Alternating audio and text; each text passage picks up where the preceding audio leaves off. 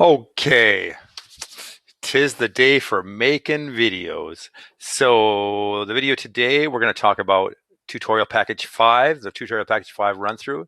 You have to download it from the LMS, and if you're using OneDrive, you got to put it into the OneDrive folder, and you'll do that. I'm going to stick it into a folder, so I'm going to create a folder for it. New folder, and that folder is going to be called tutorial 2, to the second set of tutorials actually, even though it's tutorial package 5. And I'm going to drag that in there, tutorial 2, go in there, and I'm going to right click and extract. Can I just extract it here? No, cannot. So I'm going to just double click on it, and I'm going to say extract all files. Extract all files. I'm going to put them in that folder, and there they are, which they're in a subfolder of that. So I'm going to cut them all, and so there's a lot going on in this tutorial. Did that work? Control A, Control X, Control V. Yeah, good. There's a lot going on in this tutorial. We're designing a database. Last week we used the database. We're designing a database. We're going to use the patient database as a data input source. So we're not going to design the patient database. There's this idea of normalization, database normalization. We talk about that in the lecture next week. So maybe we won't do that this week, but we'll go through the tutorial anyways. And so there's the tutorial.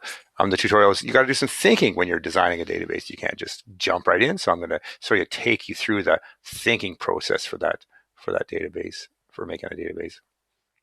And we'll open up that file. Actually, I've got it open over here. I'll just show it to you. So there's the tutorial file, building a database. We get to build a database. From data user to data manager. How's that for a quote? So oftentimes databases are designed poorly. We're going to try to get you to design them correctly. So the idea in this workbook is you've got to take a whole bunch of different types of waiting lists. So a hospital has got a waiting list for hip replacement. It's got a waiting list for knee surgeries. It's got a waiting list for cardiac bypass surgery, and you want to combine them together into one waiting list. Because really, what is a waiting list but a list of people and a time that they arrived on the waiting list? So, so a simple waiting list would be like this. You'd have hip replacement, those people on it, knee surgery, those people on it. That's a simple waiting list. A more complex waiting list would look like this, where, oops, let's zoom the wrong direction. Would have the patient ID. That would be a foreign key pointing to a primary key in a patient table, an urgency, which would also be a foreign key pointing to or some description. What does H mean? What does M mean? The status, whether have they been done yet, and the date they were put on the list. So that's the kind of things. Oftentimes you're given this kind of thing, a report, and you say, can you make a database for this? So average hospital length of stay, that would be for somewhere else. James Cooper would maybe be the person responsible for that waiting list. They might want to capture that kind of thing.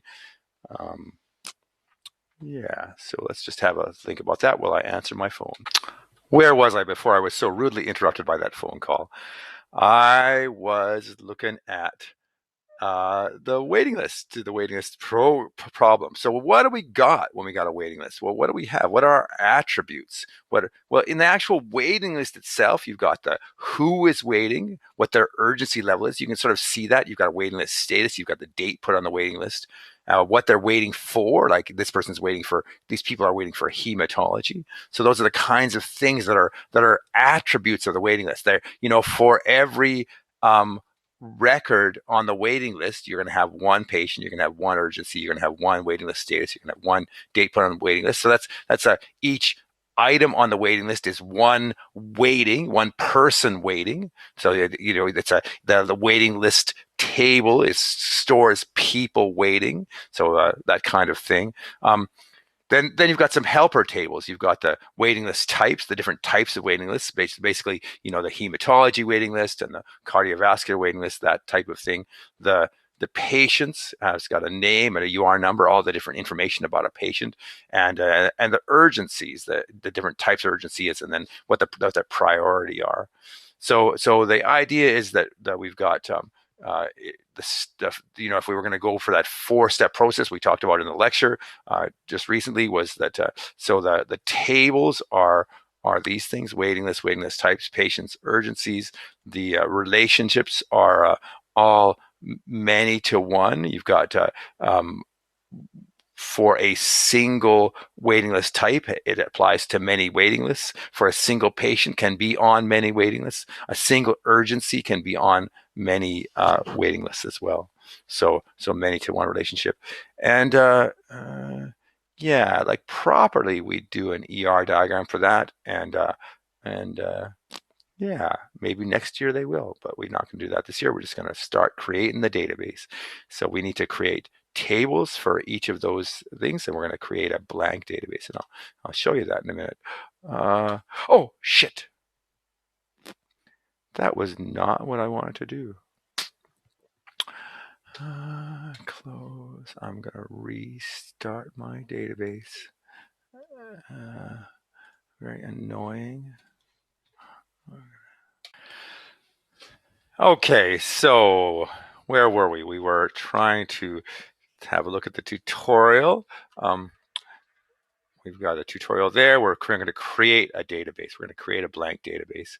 So open up Access, create a blank database. There's a few different ways to do it. I think I can right click and say new Microsoft Access database. Hey, how's that? Create a blank database from scratch.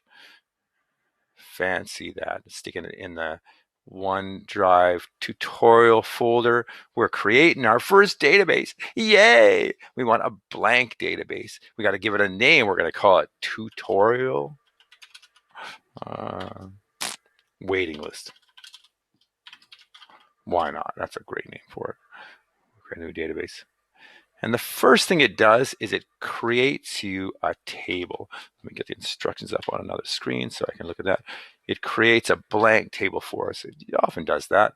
I wonder if it's going to do that today. Maybe not. Maybe not. Okay. Sometimes it does. Sometimes it doesn't. We don't want. We want to. The first thing we want to do is we want to start with the patient data. We want to get the patient data. Now, normally you would just link to the patient data. The patient data is actually in that folder. Let's see if I can show it to you. There, the patient database is right there. I can double click on it. You can see what it looks like. It's got a patient table and a nationality table. You can see a whole list of patients there. You can use that, but we're actually going to drag that information into this database, this waiting list database. Oh, I did put it in the wrong place. I put it in the documents directory. OMG. Let's solve that problem. Save as, because we can't have that happening. Save as, and we want to go and put it into the OneDrive directory, because otherwise it'll be lost when this computer stops. So we save the whole database as that. Great. So we've saved it. We've got the data saved. We're going to go get some data. We're going to get external data. We get a new data source. We're going to get it from a database. We're going to get it from an Access database. So we can actually connect up to other databases and in the real hospital, you would connect up to the hospital database. You would actually draw the data directly from the hospital database. So it would always be up to date and everything. But in this case, it's a trial thing. We're just going to get the data from Access. We're not going to make a link to it. We're going to import the data. So we're not going to link to the data. We're actually going to import the data in. So it's in our database. The source of the data is in our folder. It's tutorial 2 folder, the patient database. We're going to import that data in. We'll take the patient details. We'll leave the nationality table behind because we don't want that. And we're not going to save the import steps because that's if you do it something, for example, if you're getting a download from the department and you want to import that every day, you might want to save those import steps to save yourself the time of doing that again and again. But in this case, we're just going to import it once because it's just a one-off thing. And now we've got a patient details table in here. We've imported that. That's saved it. We could have actually gone to the patient database and copy and pasted it in there too. Microsoft is good that way, but I wanted to show you the import thing. So now we've got a patient table to play with. We've got one of our tables, and if you want to look at it, you can see it actually is a pretty well-formed table. It's got if we go into the design of it, click on the design, just like in queries and reports, every table's got a design. You got the patient ID, patient UR number. Patient ID is the primary key. It's an auto number, so it automatically numbers every time you add a new patient in. And nationality code, so that's kind of a hanging foreign key. Points to the nationality table. We're not using it. We don't quite a simple little table: surname, first name, UR number. So you'd see the UR number. The UR number could be the primary key, but in this case, it's not. It's a natural key, like it is unique generally in hospitals, but in this case, we're going to use the patient ID, so that's okay. We don't have to come up with our own ID. We can use that one. Great. So the tutorial talks about that there's all these fields to play with. We've got and we've got to figure out which fields we need. We end up with a list of 4 tables: waiting list, patient details, waiting list type, and urgency type, and a nice ER diagram for that. I'll show it to you. Why not? So there's the patient details there, and there's the ER diagram for our database that we're going to create. So when you're making your database, the first thing you got to do is you need to have an ER diagram. You see urgency desk, it's bold faced. It shouldn't be. It's not a primary key. It should be and the same with UR number. It should be there. So in the ER diagram does not include the foreign keys as usual. So we have to do the foreign keys. We take the primary key from the one side of the relationship and put that primary key into the M side. So we put in this case the M side is all in the waiting list table. So that has patient ID, waiting list type, and urgency code. So the waiting list table starts off with just those fields, and then it gets the primary key from each of those fields to become a full table that's got those things in it. So what do we do when we're building the database? Well, first thing is we create the reference tables. So and we create those reference tables.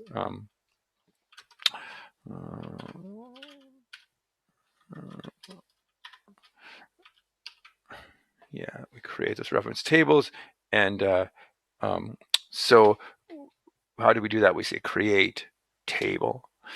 And it gives you this type of thing. Actually, I should have done. You should say create table design. But the other thing we can do is once we've created a table, we can go into the design view. We have to give it a name. The first name, we're going to create the reference tables first. So the first reference table is called waiting list type. So we're not actually creating the waiting list table. We're creating the types of waiting lists. So the place where we keep track of the hematology and the those types of things. So waiting list.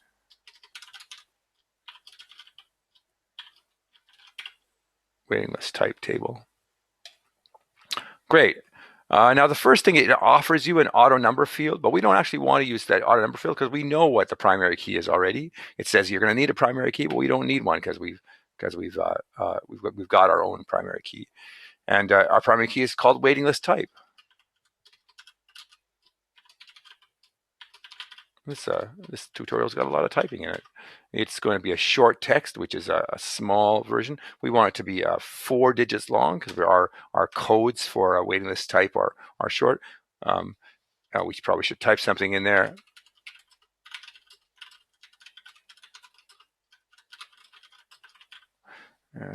And just to give a good description, and then waiting list description.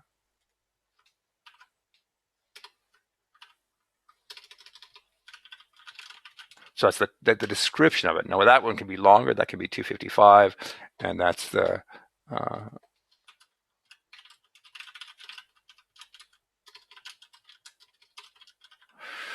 now this first one is going to have to be a primary key. So we click on that, we right click and we say primary key. So it's the primary key. So now we've created the structure for the waiting list type table. And now we have to add the data for it. So you click on view and that shows you how you add the data in. So now we've got waiting list type, we've got waiting list description. Now we put in the types of waiting lists. What are the types of waiting lists? Well, we've got an HR type for a hip replacement. And you see the little now we're on the new record, so we get CABG, cabbage, or a coronary artery bypass graft. Coronary artery.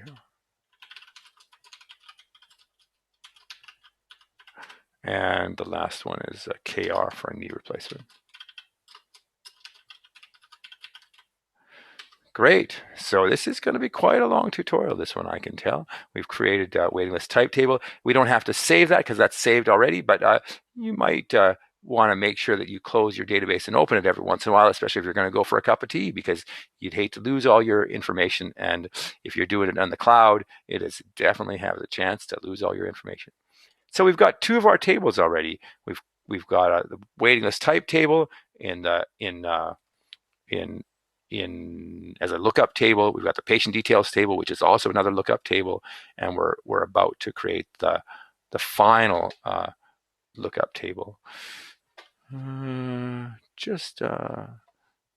can't pause it without stopping it. So just kind of look at me for a minute. I'm going to go and figure out.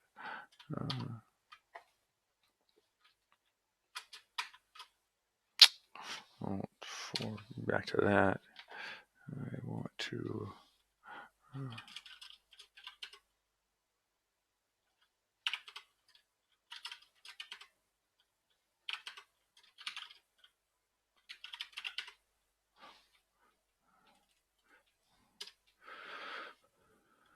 Tutorial package 5.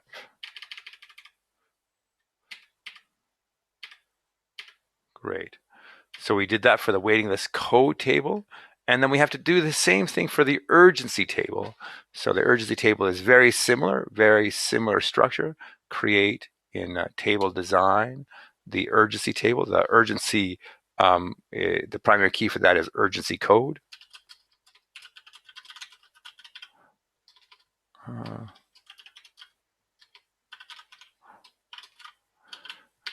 The data type for that is text as well, but it's a short. It's just 1 character long, and that's the primary key.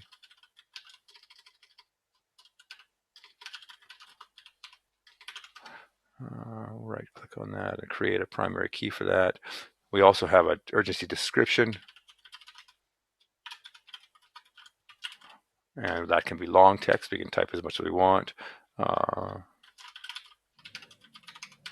And we also want a priority. Now, priority is not text, but it's a number because we want it to be 1 to 4. Priority. Oh, what happened there? Yeah, home. Back.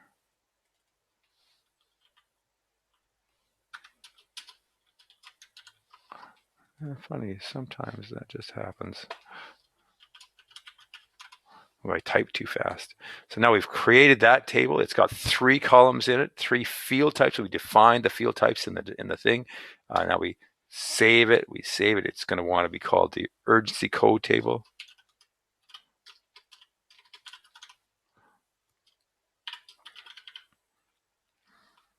Or urgency. I can't remember what we called it.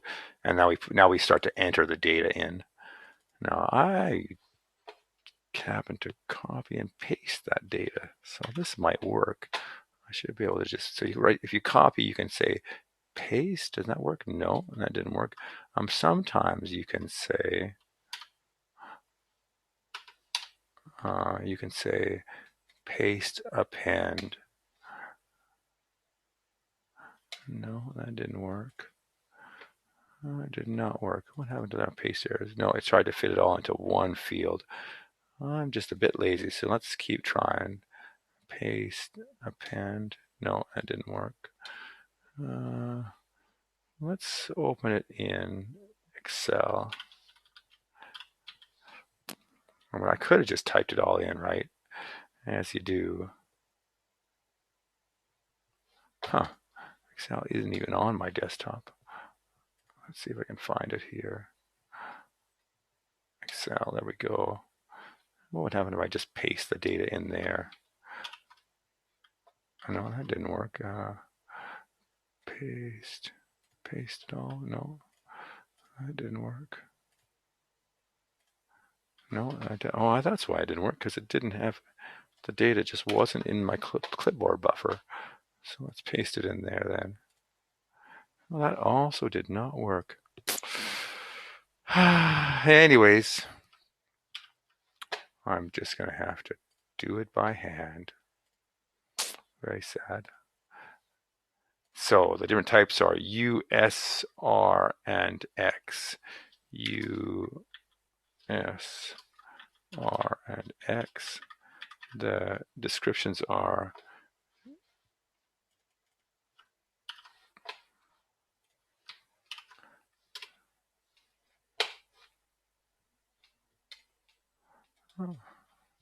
to be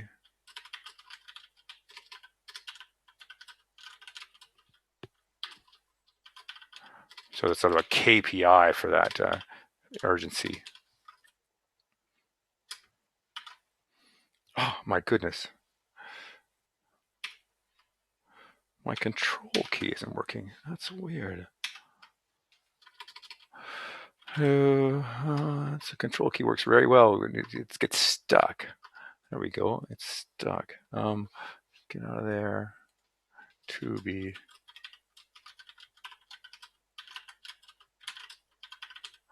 Let's just do it by hand then. To be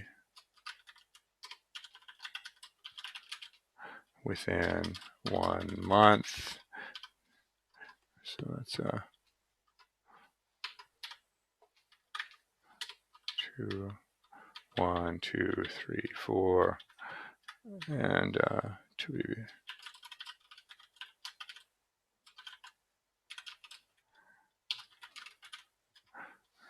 And to be when, which says with it without specified time frame.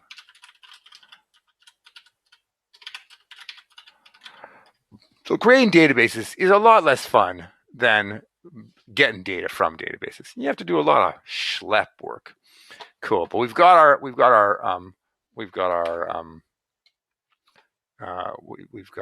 tables. Oh, darn! Don't press Control W, Dennis. Current LT Intelligent Hub. Thank goodness it lets you back in right away.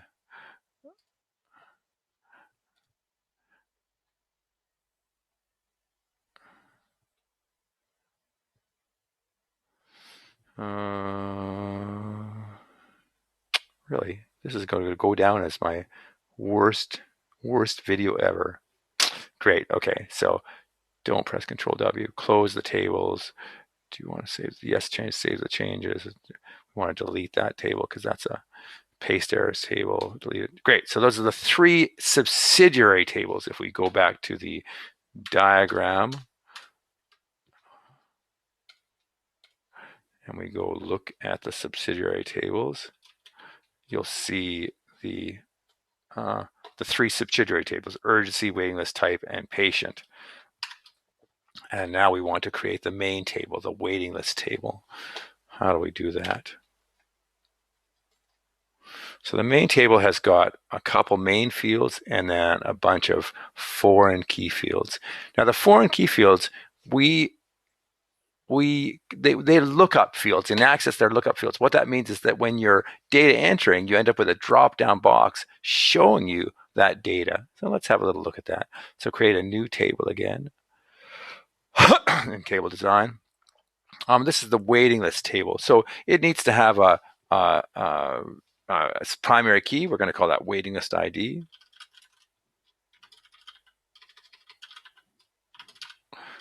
That'll be auto number, so it just ends the primary key. Now that's not so useful in this case because we don't point anything to the waiting list table, but it's good database practice. And then the first field we're going to put in is the patient ID. And that we actually doesn't matter what we say for field size or data type, because when we connect it up to another table through the lookup, it takes that field's values. So we're going to say a lookup wizard. We're going to use this thing to look up the patient details from that table. So I want the lookup field to get the values from another table. Generally, you do that. I wanted to get it from the patient details table. You can actually look up from a query as well, but we're going to get it from a table. And what fields do we want to have in the drop-down window? Well, we always need the primary key, the patient UR. That's sometimes useful. Surname, given name, and let's say date of birth. So the drop-down window is going to have those 4 fields. We're going to hide the patient ID because the drop-down person doesn't need to see that. That's an internal thing. So and what order are we going to sort it in? So I think we should sort it in UR number, because that's something that's often useful in a hospital. You only have, once you've got something, a unique sort order, you don't have to go any farther on the sort order. And we're going to hide the key column. So if we left the key column there, it wouldn't mean very much. Patient ID 50 doesn't mean very much, but we're going to hide the key column. So in this place, we can actually change the widths of the columns. Date of birth can be a little smaller, but probably given name and surname should be a bit wider. Great, and so that's what it's going to look like. That's what the drop-down box is going to look like, and I'll have you show you what this looks like. Data integrity is if you want it to, when you delete a patient ID, then it deletes their waiting list entries. That might be useful sometimes. We're not going to do that. And multiple values, it sort of goes against the relational database, value of 1 to many. So you generally say no for that if you're trying to make a correct database. So we say finish, and then it says, I got to save the table.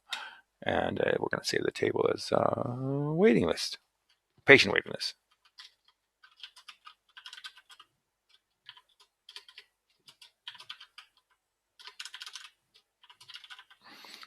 Great. So again, it's often useful to go see what that looks like. So we've done some work. So we click on that.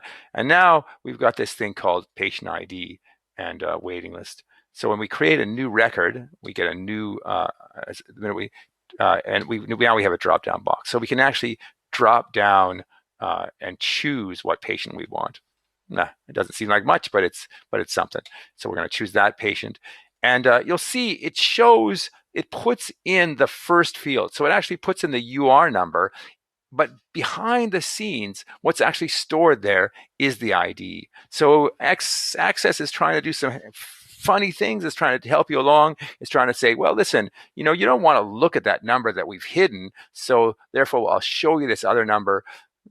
Yeah, so it's a bit problematic sometimes when you want to see what's actually behind there, but that's actually what it shows. If I go into the design view and at this point, you might want to change that to say patient UR, just so that, or no, patient underscore ID. But in the caption down here, you say patient UR. So then we know that the patient ID is in there, but it displays patient UR, and that sort of makes sense from both levels. The data that stores the patient ID, but the thing that's actually up there is the patient UR. And that's the patient on waiting list. Ah, lovely. This is a big one. So we've done a lookup there. That's very good.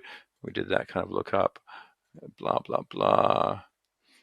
Fantastic. And then you have to do the same thing for the urgency code and the waiting list type table. So urgency underscore code.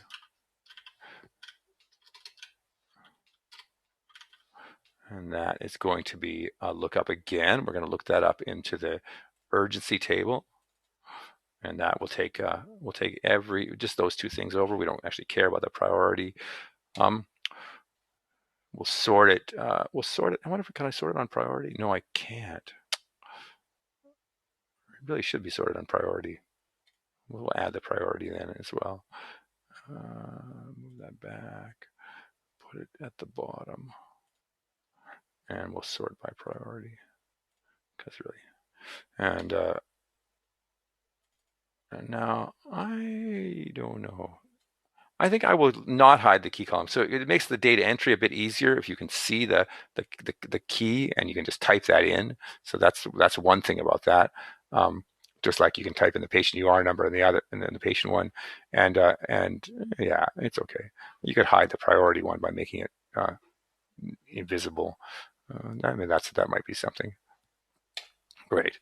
And now, when you select a row in your lookup field, you can store the value of that row in your database, and you can use the value later to perform an action. So you generally want to always choose the primary key. It should have chose that automatically, but it's a bit stupid that way, and because the urgency is the primary key. And so we finish that, save it, and so now it says that it's short text. It's of size 1 because that was the size of the urgency code table. We do the same thing with the waiting list type.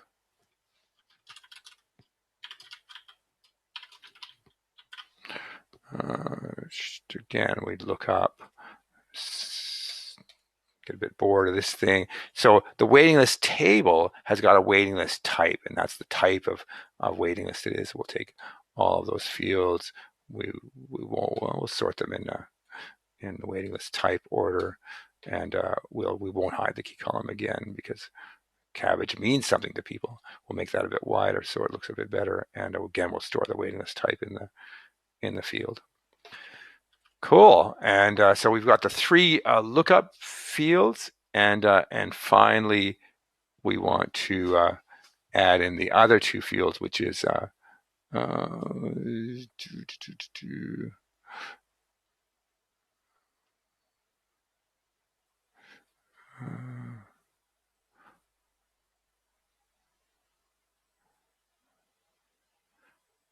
yeah. That might be next week, but I'll put them in here anyway. So status and date active. So the status is a waiting.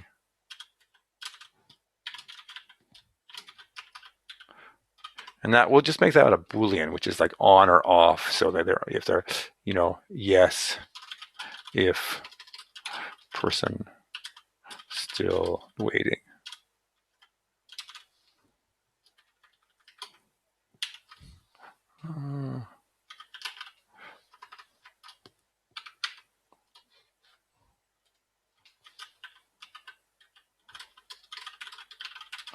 And under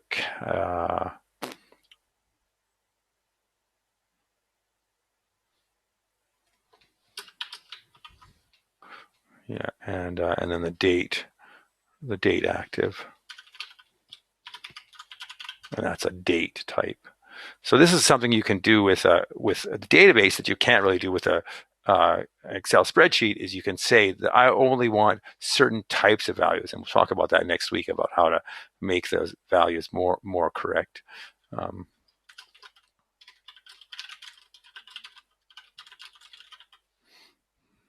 Cool. So we save that and we go into the design view. Now you can see that we've got drop-down boxes for urgency code. We've got drop-down boxes for waiting list. We've got a tick box for waiting list active or not. And the date active is there. So we'll add in some more functionality next week about error checking and will I make a little bit easier ways to do data entry into this. But for now, that's enough.